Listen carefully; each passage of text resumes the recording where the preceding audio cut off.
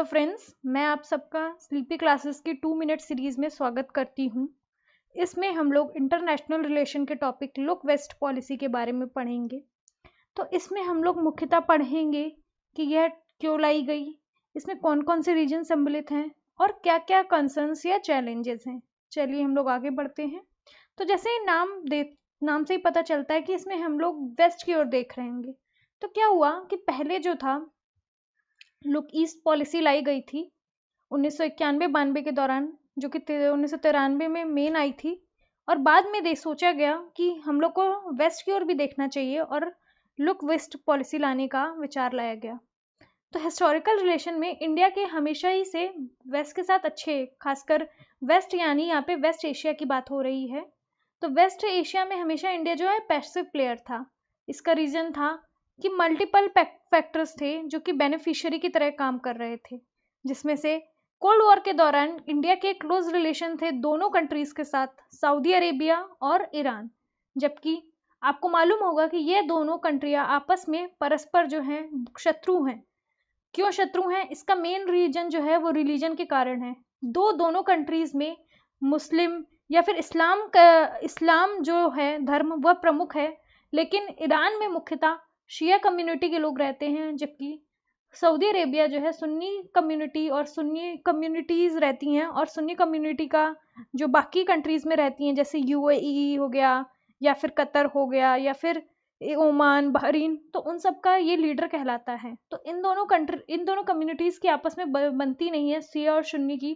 तो इसलिए शिया और सुन्नी की ना बनने के कारण जो है इन दोनों कंट्रीज़ में भी आपस में लड़ाई चलती रहती है।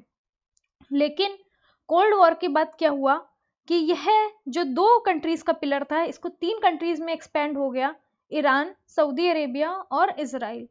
तो अब हम लोग पढ़ते हैं इंट्रोडक्शन में कि यह पॉलिसी लाई कब गई। तो यह पॉलिसी लाई गई गवर्नमेंट ऑफ इंडिया के द्वारा 2005 में, जबकि मैंने आपको बताया था कि लुक ईस्ट पॉलिसी जो है 1993 में लाई गई थी।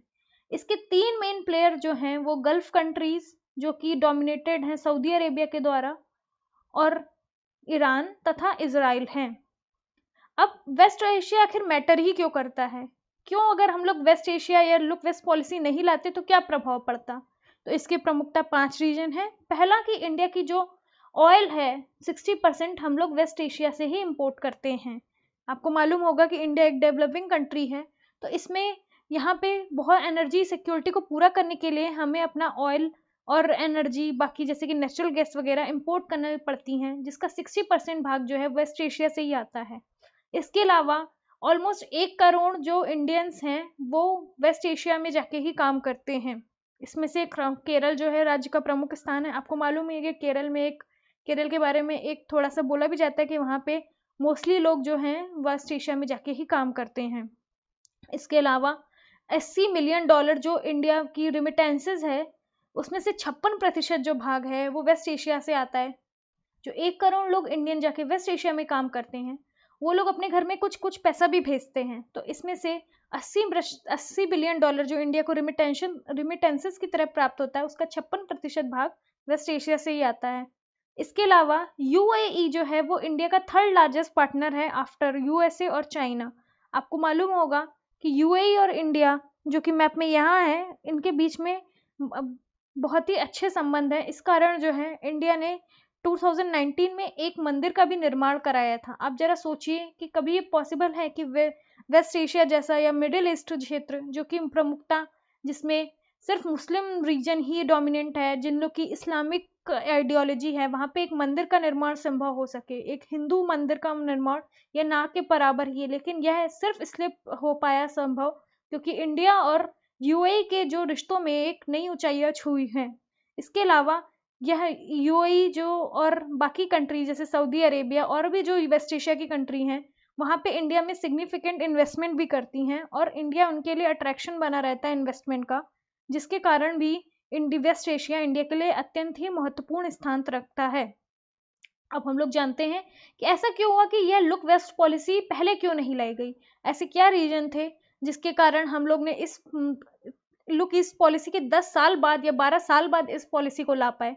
तो मैं बता दूं कि यह जो कंट्री है इन सब में पॉलिसी में, यह एक हम लोग रिलीजन का एक मेन फैक्टर मान सकते हैं, जिसके कारण हम लोग ने पहले ये नहीं सोचा।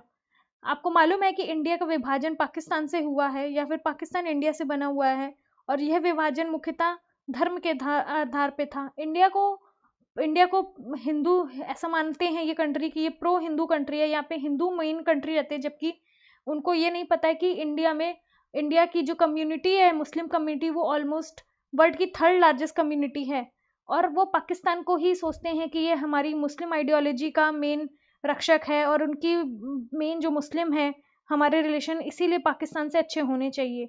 इसके साथ ही आपको आश्चर्य होगा कि 1965 और 1971 में जो है इंडो पाक वार हुई थी, उनमें इन कंट्रीज ने जो है पाक का फेवर किया था, ना कि इंडिया के लिए। अब मैंने आपको बताया कि सऊदी अरेबिया जो है कंट्री, वो अपने आप को सुन्नी मुस्लिम्स का लीडर कहलाता है, और वहाँ पे जो इस्लाम की आइडियोलॉजी प्रचलित है उसे वहाबी इस्लाम कहते हैं। तो इसलिए उस आइडियोलॉजी, वहाबी आइडियोलॉजी जो कट्टरपंथी आइडियोलॉजी है, वो उसको वो पाकिस्तान में भी प्रमोट करना चाहते हैं। इसके लिए उन्होंने बहुत सारे मदरसों का निर्माण कराया और उसके लिए बहुत सारी फंडिंग दी गई, जिस कारण इंडिया ने हमेशा थोड़ा वेस्ट से एक लुक वेस्ट पॉलिसी को लाने में एक हिचकिचाहट दिखाई। लेकिन यह जो चीज़ें हैं वो धीरे धीरे चेंज हुई जब से 1991 का आपका एलपीजी रिफॉर्म्स लाए गए और इंडिया में आईटी का बूम हुआ। तब इंडिया ने सोचा कि वह भी एक महाशक्ति के रूप में उभर सकता है। इसके लिए ज़रूरी होगा हमको अपनी एनर्जी सिक्योरिटीज़ को, है ना, कंप्लाई करना। इसके लिए इंडिया ने लुक वेस्ट की तरफ देखना शुरू किया। अब हम लोग इस पॉलिसी के मेन फीचर्स के बारे में जानेंगे। इस पॉलिसी का मेन पहला फीचर था कि यह एक सेक्युलर और नॉन अलाइंड पॉलिसी है। नॉन अलाइंड पॉलिसी क्यों? आपको मालूम होगा कि इंडिया हमेशा ही नैम जो ऑर्गेनाइजेशन है, नैम विचारधारा का हमेशा ही लीडर रहा है, प्रमुख रहा है। इंडिया ने कभी भी किसी भी रीजन के आधार पे कोई भी अलाइनमेंट या इंक्लिनेशन नहीं दिखाई, चाहे वो एक ही कम्युनिटी के बीच में हो, शिया या सुन्नी, या फिर आप डिफरेंट रिलीजन जैसे कि ज्यूज या फिर शिया सुन्नी को में किसी को बढ़ावा देना। इसलिए इंडिया के तीनों पिलर्स इजराइल, ईरान और सऊदी अरेबिया या फिर गल्फ कंट्रीज को इक्वली जाके सपोर्ट किया, या इक्वली ही इंक्लिनेशन था इंडिया का।